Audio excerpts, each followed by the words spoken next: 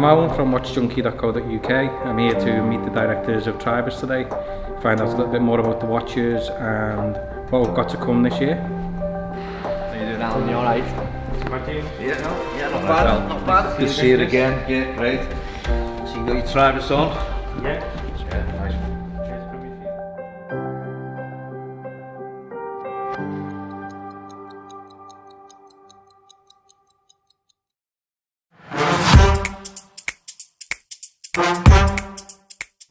I mean, well, the great hope for the company is probably sitting next to me, to be honest, but... It's a pleasure to be working with me, isn't it? Absolute honour, he said. We won't say that on camera, but absolute honour. Yeah, no, the boys have taken up the mantle and doing well, really. I'm here for the ride that they're taking me on, I think, more than anything, but, you know, they're doing a great job at CW, but we just wanted to do something a little bit different, and, you know, I'm here to help, really, but it's the three boys now that are going to be pushing the brand on. You know, that's for sure. There's a buzz about the city. You know, I'm a Liverpool lad. Sons have grown up in Liverpool, so you know, I've spent my life travelling around the UK in different places, but it's actually good to be back now. And working with the three lads is a good laugh as well. Who's had the most successful outcomes and arguments? We'll have to keep a tally on the wall, I think. It tally up quite quick every day because there's a few arguments every day. Yeah. More discussions, we'll call them. We actually, within the company, we encourage conflict. It was a conscious decision because we believe that out of conflict you get argument, and out of argument you get better decision making. And we didn't want to just furrow the same path. And you know, if you're all towing together, that's great. But you know, if you haven't had all the arguments off-piste, you know, then you end up getting the best idea at the end of it. Yeah. The more arguments or discussions or debates you have around any project, I suppose. Yeah, I mean, some of the people in the office, when they do hear us arguing, you know, they get a little bit worried. Shut the door sometimes. That's right. Table slam. Yeah, no, all that's going on in the business, but whilst it sounds unhealthy, we think it's healthy, and we sort of like that sort of the fact that out of something quite dysfunctional and a little bit all over the place to start with, you go along a journey, and at the end of it, you come out with a beautiful product. Dysfunction to function. Dysfunction to function, yeah. Me and my two brothers as a family, we've been in and around the watch industry for, you know, 15, 16 years from a very young age. We wanted to start something that was very different to your regular, wouldn't say run-of-the-mill watch brands, but they're very similar to the Swiss watch industry, and we wanted to just stand out day one, be ourselves, and I suppose with the design of the watches, a lot of it's heavily influenced through my dad, because he's obviously been in the industry for so long. We'll try and put our youthful spin on it and bring as much youthfulness out of the old man as we can, I suppose. I think the vibrancy, I mean, if you're talking, take our Trial 1 for example, nice range of 5 colours, there's a little bit of classic in there, but then there are 3 colours that are completely off the wall. I mean, the original handwriting we had across the range as a brand was sort of retro temporary, and then we had a few discussions internally, and we sort of said, well, let's go modern retro. So we mix, you know, something really vibrant and new with something that's obviously worked for years in the Swiss watch industry. Yeah, no, I saw that straight away. It was sort of pleasing in a way that, you know, it's nice to know that perhaps great minds think alike. Great minds think alike, but to be honest, I was thinking, what the bloody hell are they doing copying us? I was thinking, yeah, I was going to sue them. I was going to sue them, but then, yeah, and I thought probably best not to sue Rolex on your first year. Year 3, we'll go down that route. Yeah. No, but no, it's encouraging, isn't it? It's nice to see that some of the industry thinks the same way as we do. You know, James always saying what, you Swiss watch industry. A lot of people are always looking backwards, and they're sort of going on their heritage, and they make a big play on that. And fair play to them, because some of these brands been around a number of years, but we decided we're not going to go down that route. We just want to look forward all the time and just try new things, push boundaries. It's more important to us just to concentrate on making a really good product at the end of the day. Yeah, make really good products and be unapologetic about it. Everything that we do is just born out of enthusiasm and excitement, and we genuinely love doing what we do, and the way we do it and the style we do it. So to have to tone that down and not get your own spin on your own brand, it just seems pointless to me. Yeah, the lovers or your haters, which is like one of our social media posts that we put out that caused a bit of controversy when we first started. Let me have a little look, actually. I forget what we do. We do that much work.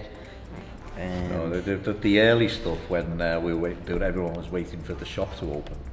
I remember it well. I mean, I remember the first post we put out was just the logo, and then we went with a bloody fist. Yeah. And yeah, everyone remembers the bloody fist. I think we wanted to do that as a sort of a shock factor, to be a bit like, from day one, we're here, this is how we're going to approach it. Yeah.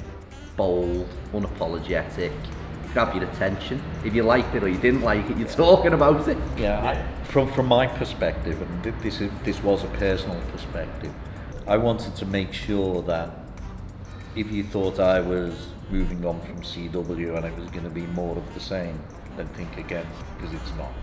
The name Tribus, it was a little bit tribal. Blood Brothers came into it. Polish Red, 303. With the war. Yeah. Paint with my dog's size, some people could see it as that. Yeah. So it was an all-encompassing post, that one. We did a few stuff like, I remember one that a little bit of controversy was around, it was COVID times, and we put a lovely Swiss girl out with a Swiss mask. And we thought, you can't do that, it's COVID. And we said, COVID's a real thing, so yes we can. So we did. I remember that. That's right. And then we got slated because, they just ripped off the actual NHS photograph and changed it. But actually, misinformed, because actually it's a Getty image that the NHS had bought and we'd bought, and we just gave it our different spins. So that was that one. That was interesting. Yeah. Got that up here. Yeah. So the red apple, subliminal. Apple doesn't fall far from the tree. So that was sort of, yeah. So the three suns, and obviously we did it in the Swiss flag and wanted it sort of dripping down. And it was a good piece of art. Yeah, good piece of art, good image. That's right. But the clue at the time was the apple doesn't fall far from the tree. Was really a nod to the three boys who were running this business, not me. I think at that time, and then I think the people that was early into the Tribus enthusiast group, they weren't quite getting it, and we knew that they wouldn't quite get it. Some of them had to start getting a little bit frustrated and agitated, so we put the love-hate picture out. And the love-hate was, there's a fine line between love and hate. And it was nice timing actually, wasn't it? Because my dog size did that. And that was really a pushback at the people in your group at the time that were trying to tell us the way it should be done. And we're like, pushback at the whole industry in a way. Sort of, yeah. It's just a little bit different. Yeah, there was. I can remember the negativity and all the debates was like, well, we need to see the watches. Yeah, exactly.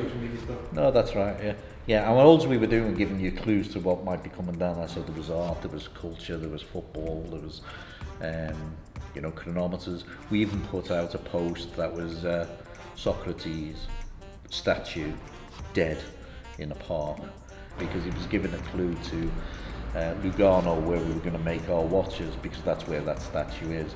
But also Socrates had a saying, one of his quotes, and it happened to be one of our early taglines. So there was a tie-in there, but nobody picked up on that. Too clever for everyone, you see. Too clever for ourselves.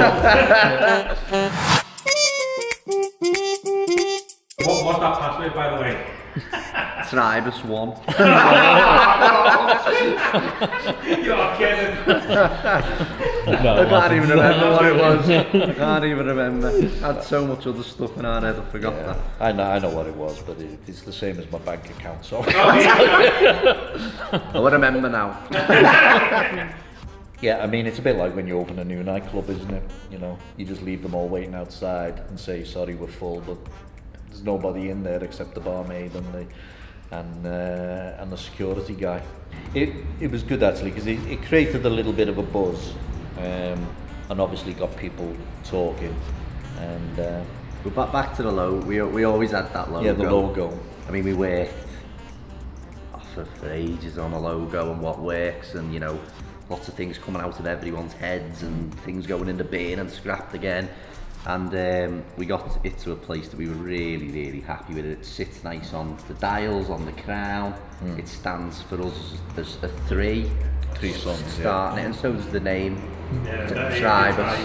And it's almost a bit culty and tribal as well was in there. Was all in our head. But as yeah, I mean, we don't play on the sort of the root of the word, which is Latin for family, family, and three, and it comes from the three sort of Roman tribes, and it was about their ambition and then that where it took the Roman Empire. So it sort of said, yeah, this is the name, this is the logo, this is the brand for us. So we decided to run with it. I mean, it's early days in our journey, and you know, the customer feedback that we've had so far from people that have got their watches, it's pleasing at the moment. You know, we're not disappointed at all. So long may that continue, Alan. I mean, Johnny spent most of his working career either behind a camera, like he is there. Say hello, Johnny. Hello. Yeah. Or in customer services to a high level. So I mean that's well, whilst the customer service side I know is going to be absolutely brilliant.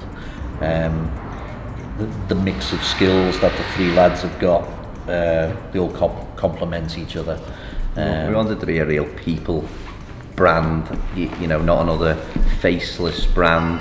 You know, if you've got an issue or you've got a question or a query or anything, you know, we want to be on hand to support them and help them, and as much as we can. Why wouldn't you? It's simple, it's easy. Yeah, well, they're spending good money with you, you know. Yeah. Well, it was really nice to see people giving that feedback on the forum. Yeah. I think whatever business you're in now, Alan, I think you've got to offer great customer service. You know, money's hard earned, isn't it? And whilst our watches, you know, chronometer standard, are great value, you know, it's still a wedge out of everybody's monthly salary to go out and buy a watch. You know, it's not something you buy on a whim either. Normally, you know, people will do the research. You know yourself with your forum. Yeah. So when they've made that pledge to the brand and they've engaged with the brand, it's only right that you give it back, right the way down the line throughout the life of the watch, even beyond maybe the life of the owner, because it could well be passed down to somebody else, and you know, you got to make sure you're there for them when they were there for you. That was great. I mean, that started off, we've always been interested in art as a family, and Johnny and Jake, the young one, particularly good artists themselves. And street art. Yeah, and obviously I've always been into street art. Yeah. And we got the opportunity to work with somebody that works with other very famous graffiti artists that we can't mention the name of. And My Dog Size is a lad who's down in Southend, does a lot for sort of homeless people and sort of fights the plight for that sort of thing. So he was giving back to the community, and we sort of liked that. We got involved with My Dog Size, and he did the 50-piece limited edition. He quite matched us as a brand, didn't he? His sort of values, and that he'd just sort of rebel and he'd be bold, and he wanted to do things in his own style and not just stick to, you know, whatever society says you had to do. We loved that about him from day one, and thought, you can compliment our brand, we can compliment you. Yeah, we were going to go a little bit further, but we decided, well, I won't tell you too much about that because we'll do that on the second project. But I'm hoping it's that big canvas that I'd seen in the watch. maybe something like that, Very yeah. nice. I'm seeing too much, Alan. You've been climbing through our window. You shouldn't have let him in. 303 is something completely different again. So 303, there's a really good bloke out there called Scott Booth who set up the Laguna Spitfire legacy. Scott's restoring this Battle of Britain stroke, World War II Spitfire, and it's actually a Mark II Spitfire. And if he does get to restoring it, which we know he will, he'll be one of the only Mark II Spitfires that are actually still flying in the world today. So we thought we needed to do that. But once we got into it, there was all this story about, the Poles' plight. I mean, we've gone out on video and said why we did it, but I didn't know that the Poles were denied, the victory march when World War II ended. But yet it was the Poles in the Battle of Britain, and particularly 303 Squadron, that helped turn it around and keep Hitler at bay. And when you start hearing about this story, and we've had customers of ours come on who've got Polish connections and some of the atrocities, and we thought, we need to get this story out. And we also got involved along the journey with the Polish Heritage Flight, who fly in 303 livery, Spitfire and a Hurricane, and we'll be taking that to Poland hopefully this year, with the view to, we've got the backing of the Prime Minister of Poland to try and get the Hurricane and the Spitfire flying down over the palace in Warsaw. And hopefully the pilot will be wearing the Tribus watch.